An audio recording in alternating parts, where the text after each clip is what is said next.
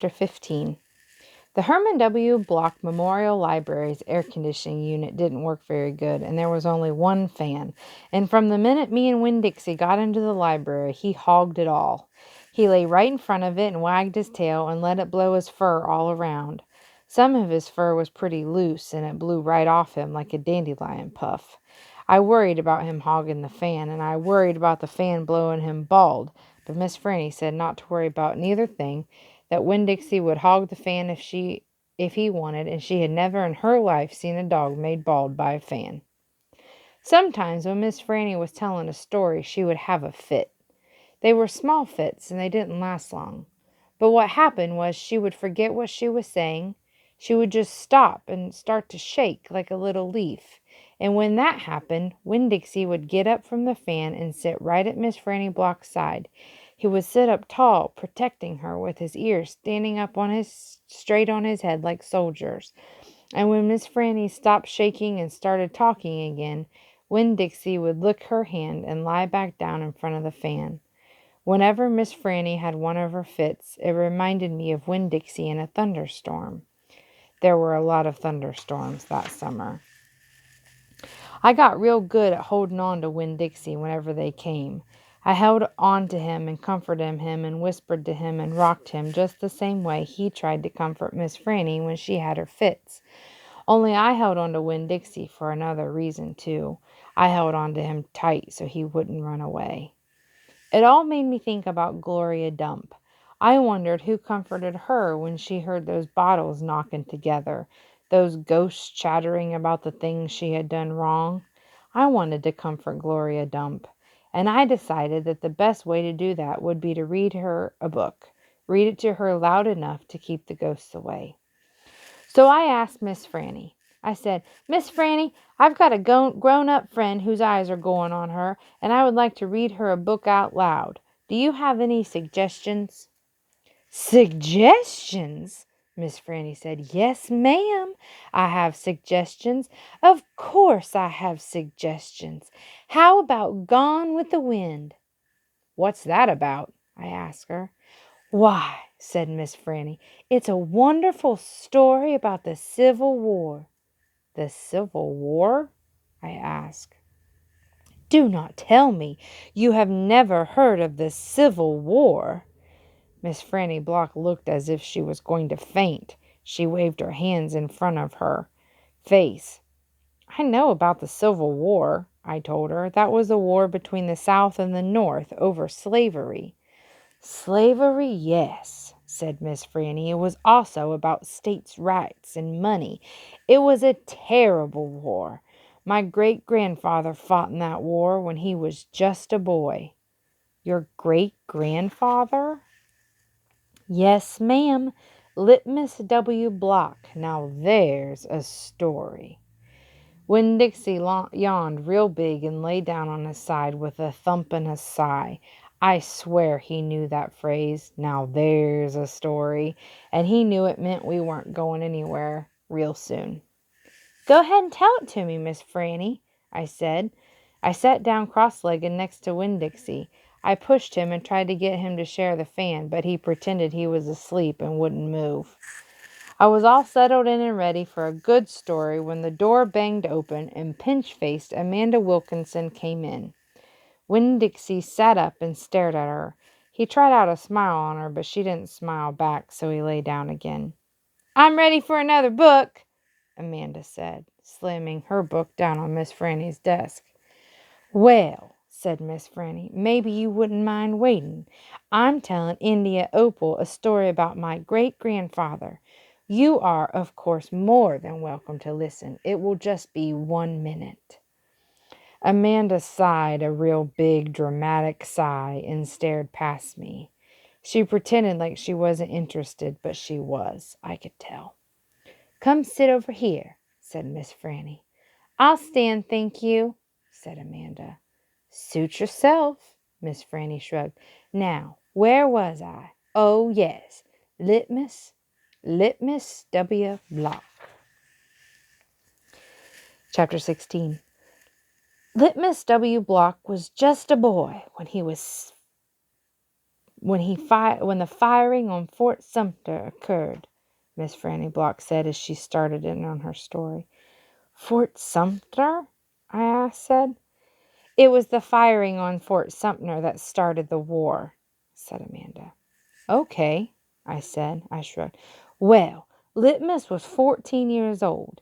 He was strong and big, but he was still just a boy. His daddy, Artley W. Block, had already enlisted, and Litmus told his mama that he could not stand by and let the South get beat, so he went to fight too." Miss Franny looked around the library, and then she whispered, "Men and boys always want to fight. They're always looking for a good reason to go to war. It's the saddest thing. They have this abiding notion that war is fun, and no history lesson will ever convince them differently." Anyway, Litmus went and enlisted. He lied about his age. "Yes, ma'am, like I said, he was a big boy, and the army took him, and Litmus went off to war just like that. Left behind his mother and 3 sisters. He went off to be a hero, but he soon found out the truth." Miss Franny closed her eyes and shook her head. "What truth?" I asked her. "Why, that war is hell," Miss Franny said with her eyes still closed. "Pure hell." "Hell is a cuss word," said Amanda. I stole a look at her. Her face was pinched up even more than usual. "War," said Miss Franny with her eyes still closed, "should be a cuss word too." She shook her head and opened her eyes. She pointed at me and then she pointed at Amanda. "You, neither of you can imagine."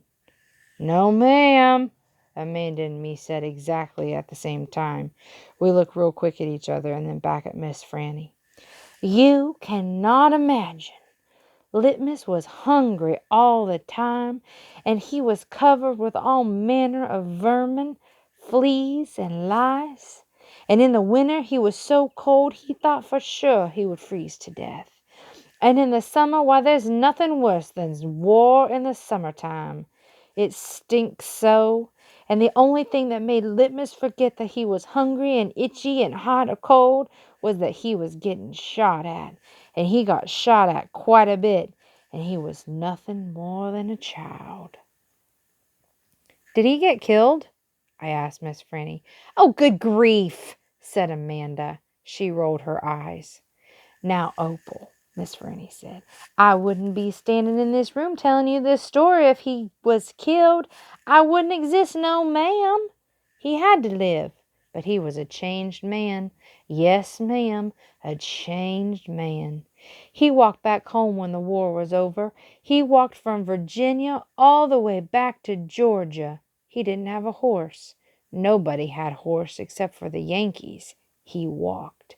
And when he got home, there was no home there." "Where was it?"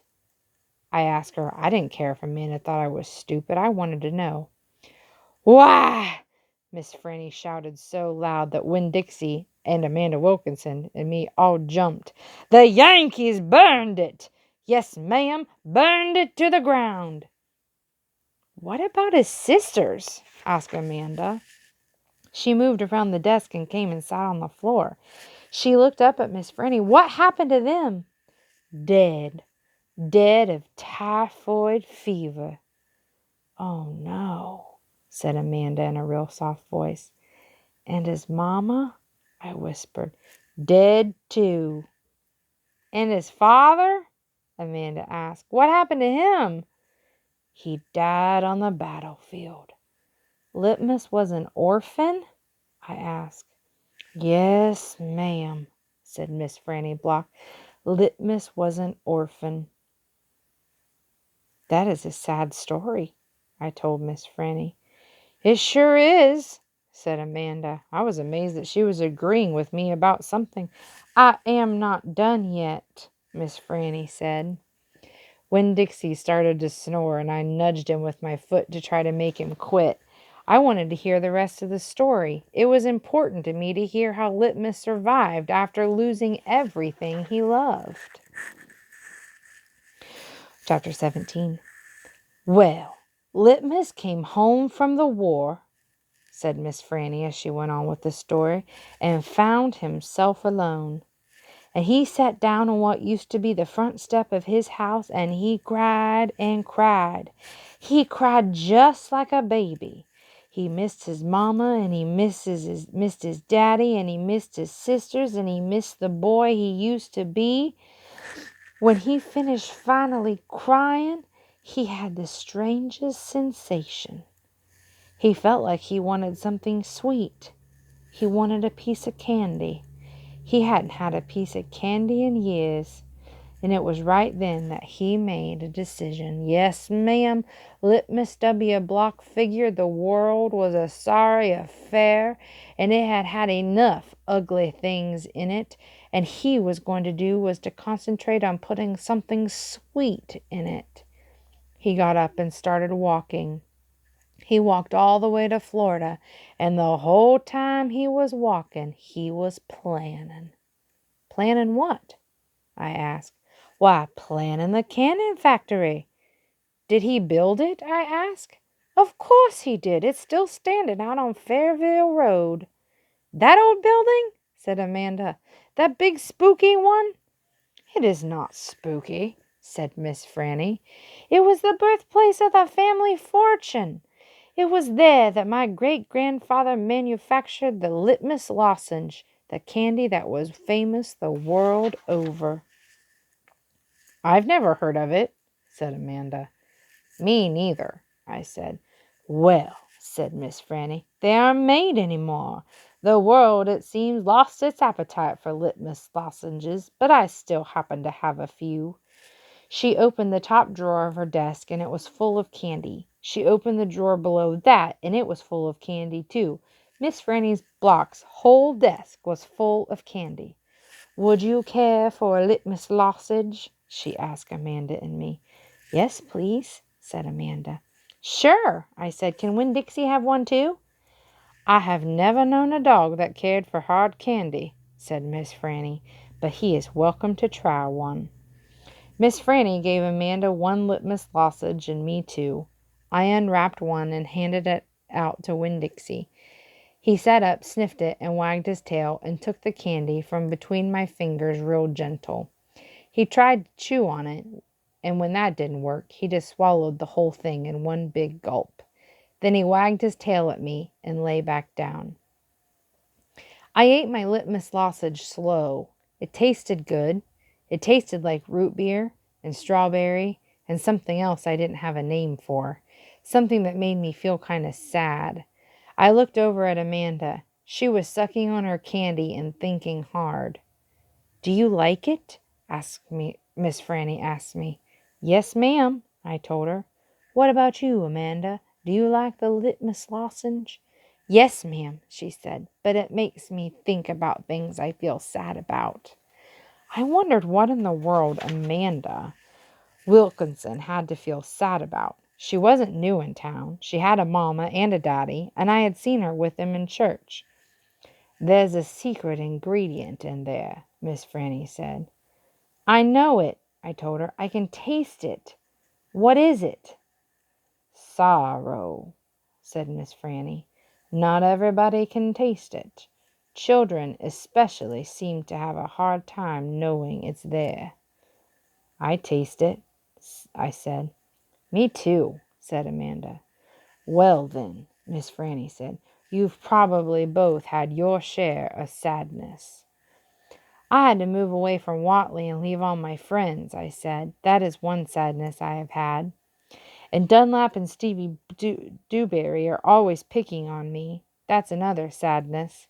And the biggest one, my biggest sadness, is that my mama left me when I was still small. And I can hardly remember her. I keep hoping I get to meet her and tell her some stories. It makes me miss Carson, said Amanda. She sounded like she was going to cry. I have to go. And she got up and almost ran out of the Herman W. Block Memorial Library. Who is Carson? I asked Miss Franny. She shook her head. Sorrow, she said. It is a sorrow-filled world. But how do you put that in a piece of candy? I asked her. How do you get that taste in there? That's the secret, she said. That's why Litmus made a fortune. He manufactured a piece of candy that tasted sweet and sad at the same time. Can I have a piece to take to my friend Gloria Dump, and another one to take to Otis down at the Gertrude's Pets, and one for the preacher, and one for Sweetie Pie too? You may have as many as you want, said Miss Franny. So I stuffed my pockets full of litmus lozenges, and I thanked Miss Franny for her story, and I checked out Gone with the Wind, which was a very big book. And I told Winn Dixie to get up, and the two of us left and went over to Gloria Dump's. I rode right past the Dewberry's house. Dunlap and Stevie were playing football in the front yard, and I was just getting ready to stick my tongue out at them. But then I thought about what Miss Franny said about war being hell, and I thought about what Gloria Dump said about not judging them too hard. So I just waved instead. They stood and stared at me, but when I was almost all the way past, I saw Dunlap put his hand up in the air and wave back. Hey, he hollered. Hey, Opal! I waved harder, and I thought about Amanda Wilkinson and how it was neat that she liked a good story the same as I did. And I wondered again, who was Carson?